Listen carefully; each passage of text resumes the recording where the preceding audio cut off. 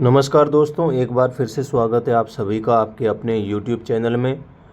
दोस्तों, जो भी साथी रेलवे NTPC की तैयारी कर रहे हैं, अभी जिनके एग्ज़ाम बाकी है, वो साथी इस वीडियो को अंत तक देखें। स्पेशल उनके लिए ये प्रैक्टिस सेट है और इस प्रैक्टिस सेट में 25 क्वेश्चन है और जो कि मिक्स क्वेश्चन है, जिसमें फिजिक्स, केमिस्ट्री, बायोलॉजी, पॉलिटिकल सब मिक्स क्वेश्चन है। तो आप 25 में से कितने क्वेश्चन सही कर पाते हो वो आप कमेंट सेक्शन में ज़रूर बताएं। बाकी जो भी साथी नए हैं वो चैनल को सब्सक्राइब करके बेल आइकन ऑन कर दें, ताकि जो नेक्स्ट वीडियो आएगा उसके लिए आपको अपडेट मिलती रहेगी। तो शुरू करते हैं। जिनका एग्ज़ाम बाकी है उनके लिए बहुत ही इम्पोर्टेंट क्वेश्चन है। तो पहला हमारा क्वेश्चन है कि भारत का पहला उपग्रह कौन सा था। भारत का पहला उपग्रह कौन सा था। पहला हमारा ऑप्शन है भास्कर 1, दूसरा ऑप्शन है आर्यभट्ट, तीसरा ऑप्शन है इनसैट 1B और चौथा ऑप्शन है रोहिणी। तो भारत का जो पहला उपग्रह है वो है आर्यभट्ट। इसका right answer option B. Bharat का जो पहला उपग्रह है वो आर्यभट्ट है और जिसको 19 अप्रैल 1975 को लॉन्च किया था। इसको लॉन्च कब किया? तो 19 अप्रैल 1975। यह अंतरिक्ष यान एक प्रायोगिक उपग्रह था जिसका नाम प्रसिद्ध गणितज्ञ और खगोल शास्त्री आर्यभट्ट के नाम पर रखा गया था। नेक्स्ट हमारा क्वेश्चन है, पंचवर्षीय योजना कब शुरू हुई। पंचवर्षीय जो योजना है वो कब शुरू हुई थी वो आपको बताना है। पहला हमारा ऑप्शन है 1948, दूसरा ऑप्शन है 1951, तीसरा ऑप्शन है 1956 और चौथा ऑप्शन है 1960। तो पंचवर्षीय योजना 1951 में इसकी शुरुआत हुई। तो इसका राइट आंसर हो जाएगा ऑप्शन बी। नेक्स्ट हमारा क्वेश्चन है, 1857 के विद्रोह का नायक कौन था। 1857 के विद्रोह का नायक कौन था। पहला हमारा ऑप्शन है मंगल पांडे, दूसरा ऑप्शन है सुभाष चंद्र बोस, ये सुभाष बोस, तीसरा ऑप्शन है झांसी की रानी और चौथा ऑप्शन है चंद्रशेखर आज़ाद। तो 1857 के विद्रोह का नायक थे मंगल पांडे। इसका राइट आंसर हो जाएगा ऑप्शन ए। नेक्स्ट हमारा क्वेश्चन है, लाल किला किसने बनवाया। लाल किला किसने बनवाया था वो आपको बताना है। पहला हमारा ऑप्शन है अकबर, दूसरा ऑप्शन है औरंगजेब, तीसरा ऑप्शन है शाहजहां और चौथा ऑप्शन है बाबर। तो लाल किले का निर्माण शाहजहां द्वारा किया गया। इसका right answer option C. Next हमारा क्वेश्चन है, सिंधु घाटी सभ्यता किस नदी के किनारे विकसित हुई। सिंधु घाटी सभ्यता किस नदी के किनारे विकसित हुई। पहला हमारा ऑप्शन है गंगा, दूसरा ऑप्शन है नर्मदा, तीसरा ऑप्शन है सिंधु और चौथा ऑप्शन है यमुना। तो सिंधु घाटी सभ्यता है वो सिंधु नदी के किनारे ही विकसित हुई। तो इसका राइट आंसर हो जाएगा ऑप्शन सी। नेक्स्ट हमारा क्वेश्चन है, भारत का सबसे बड़ा राज्य क्षेत्रफल में कौन सा है और सबसे बड़ा राज्य क्षेत्रफल की दृष्टि से कौन सा है वो आपको बताना है। पहला हमारा ऑप्शन है उत्तर प्रदेश, दूसरा ऑप्शन है राजस्थान, तीसरा ऑप्शन है मध्य प्रदेश और चौथा ऑप्शन है महाराष्ट्र। जो क्षेत्रफल की दृष्टि से सबसे जो बड़ा राज्य है वो है राजस्थान। राजस्थान का जो क्षेत्रफल है वो है 3,42,239 वर्ग किलोमीटर।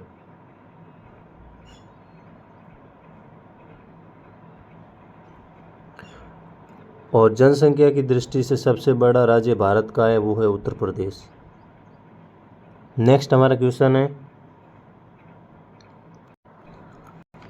संविधान में समाजवादी और धर्मनिरपेक्ष शब्द किस संशोधन से जोड़े गए? संविधान में समाजवादी और धर्मनिरपेक्ष शब्द किस संशोधन से जोड़े गए हैं?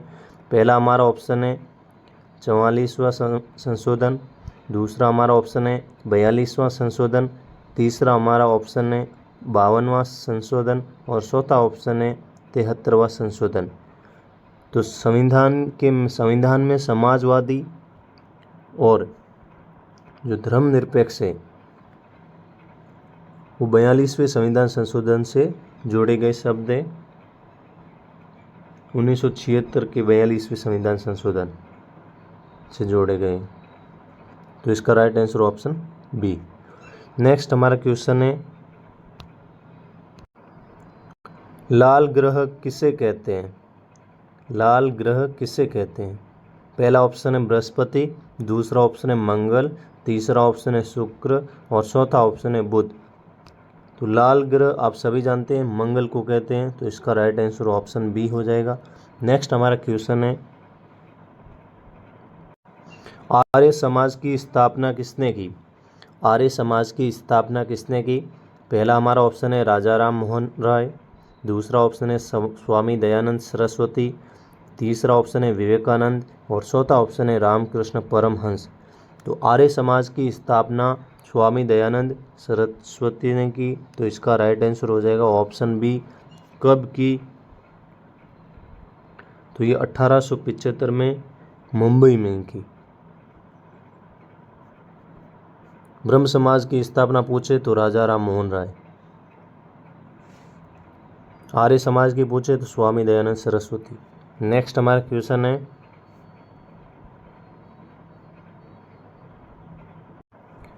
भारत का पहला परमाणु परीक्षण कब हुआ? भारत का पहला परमाणु परीक्षण कब हुआ वो आपको बताना। पहला हमारा ऑप्शन है 1962, दूसरा ऑप्शन है 1974, तीसरा ऑप्शन है 1998 और चौथा ऑप्शन है 2004। तो भारत का पहला परमाणु जो परीक्षण है वो 1974 में हुआ था।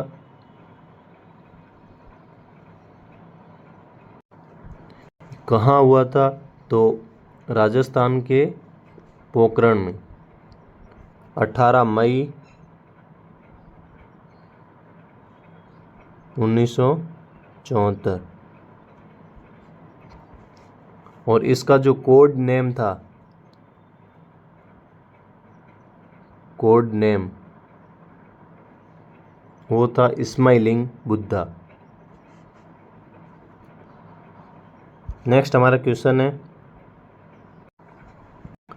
पहली भारतीय महिला नोबेल पुरस्कार विजेता कौन थी? पहली भारतीय महिला नोबेल पुरस्कार विजेता कौन थी? पहला हमारा ऑप्शन है सरोजिनी नायडू, दूसरा हमारा ऑप्शन है मदर टेरेसा, तीसरा हमारा ऑप्शन है इंदिरा गांधी और चौथा ऑप्शन है किरण बेदी। तो पहली भारतीय महिला नोबेल पुरस्कार विजेता मदर टेरेसा, इसका राइट आंसर हो जाएगा ऑप्शन बी। और मदर टेरेसा को 1979 में नोबेल शांति पुरस्कार से सम्मानित किया गया था।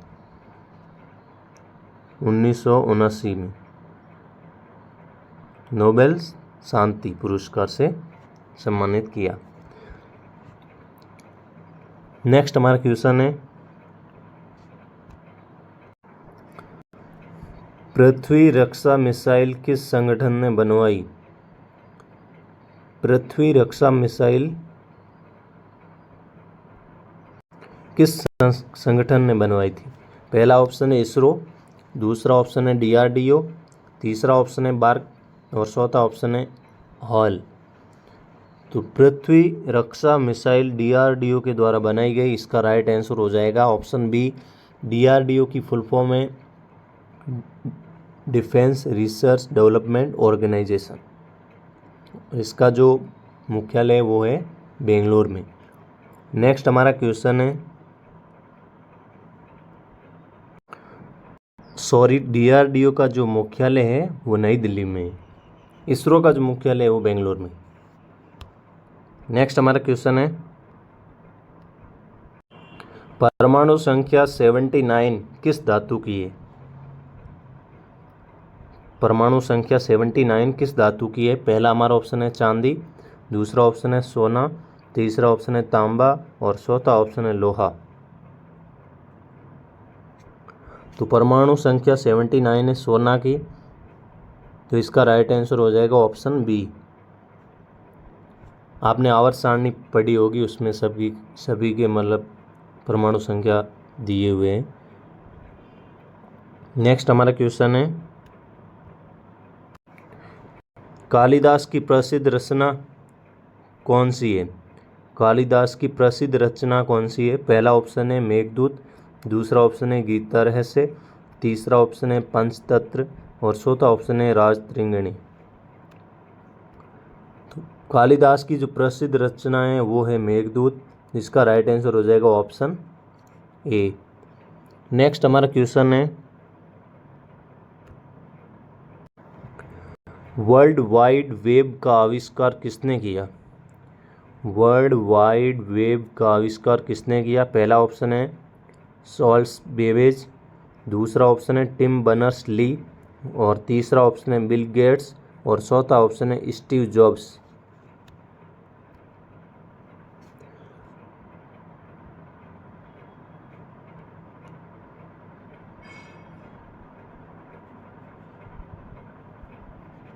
वर्ल्ड वाइड वेब स्थापना करने वाले इनके जो आविष्कार है वो टिम बर्नर्स ली के द्वारा किया गया था। तो इसका राइट आंसर हो जाएगा ऑप्शन बी, जिसको शॉर्टकट में WWW बोलते हैं। नेक्स्ट हमारा क्वेश्चन है, नेपाल में माउंट एवरेस्ट को क्या कहते हैं? नेपाल में माउंट एवरेस्ट को क्या कहते हैं? पहला ऑप्शन है धौलागिरी, दूसरा ऑप्शन है सागरमाथा, तीसरा ऑप्शन है कंचनजंगा और चौथा ऑप्शन है अन्नपूर्णा। तो नेपाल में माउंट एवरेस्ट को कहते हैं सागरमाथा, जिसका अर्थ है आकाश की देवी या स्वर्ग का शिखर। तो इसका right answer option B. Next हमारा क्वेश्चन है, भारतीय रिजर्व बैंक का मुख्यालय कहाँ है? भारतीय रिजर्व बैंक का मुख्यालय कहाँ है? पहला हमारा ऑप्शन है नई दिल्ली, दूसरा ऑप्शन है मुंबई, तीसरा ऑप्शन है कोलकाता और चौथा ऑप्शन है चेन्नई।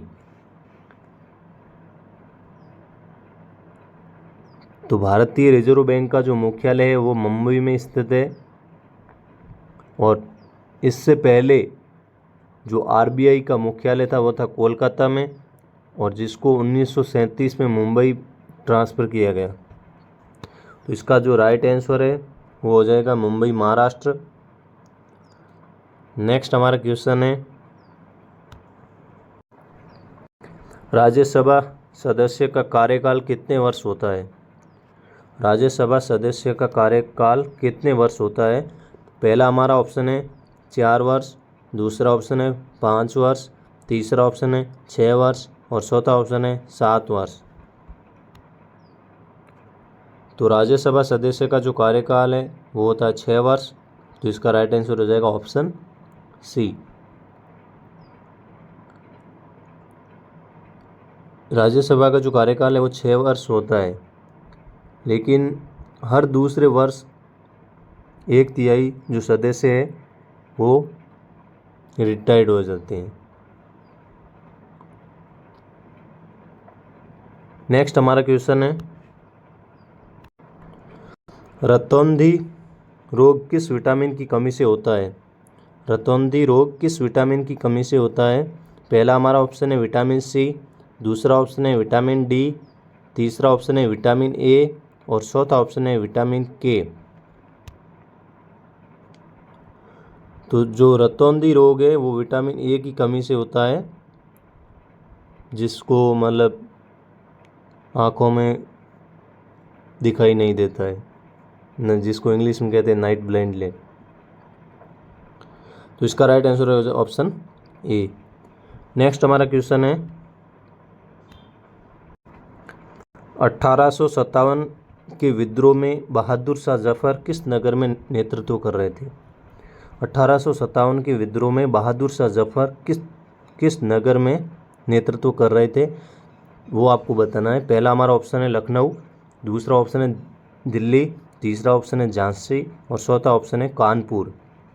तो 1857 के विद्रोह में बहादुर शाह जफर दिल्ली में नेतृत्व कर रहे थे। उन्हें विद्रोही सैनिकों ने हिंदुस्तान का सम्राट घोषित किया था और विद्रोह के बाद अंग्रेज़ों ने उन्हें 1858 में अपरास्त कर रंगून शहर में निर्वाचित कर दिया और उसके बाद में उनकी मृत्यु हो गई। तो इसका जो राइट आंसर है वो हो जाएगा दिल्ली, क्योंकि बहादुर शाह जफर किस नगर में नेतृत्व कर रहे थे? तो दिल्ली में कर रहे थे। नेक्स्ट हमारा क्वेश्चन है पृथ्वी पर सबसे कठोर पदार्थ कौन सा है, वो आपको बताना है। पृथ्वी पर सबसे कठोर पदार्थ कौन सा है? पहला हमारा ऑप्शन है लोहा, दूसरा ऑप्शन है हीरा, तीसरा ऑप्शन है स्टील और चौथा ऑप्शन है क्वार्ट्ज। तो पृथ्वी पर सबसे कठोर पदार्थ है हीरा।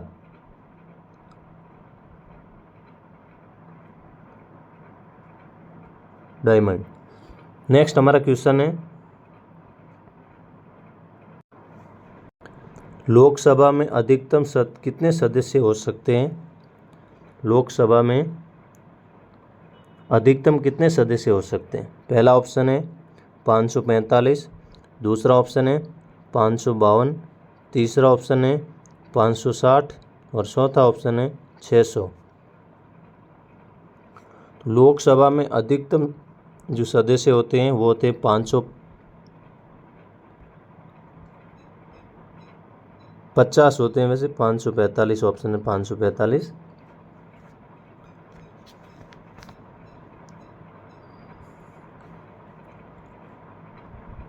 पाँच सौ 50 होते हैं, इसमें आंसर नहीं है। जिसमें से 530 है वो राज्यों और जो 20 सदस्य हैं वो केंद्र शासित प्रदेशों से आते हैं।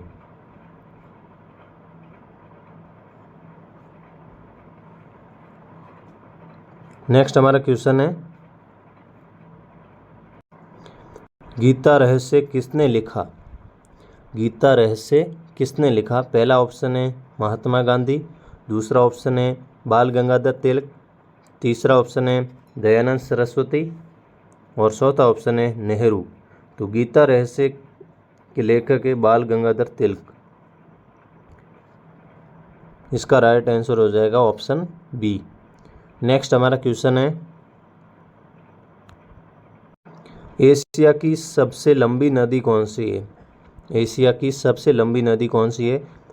पहला ऑप्शन है गंगा, दूसरा ऑप्शन है यांगत्से, तीसरा ऑप्शन है सिंधु और चौथा ऑप्शन है अमूर।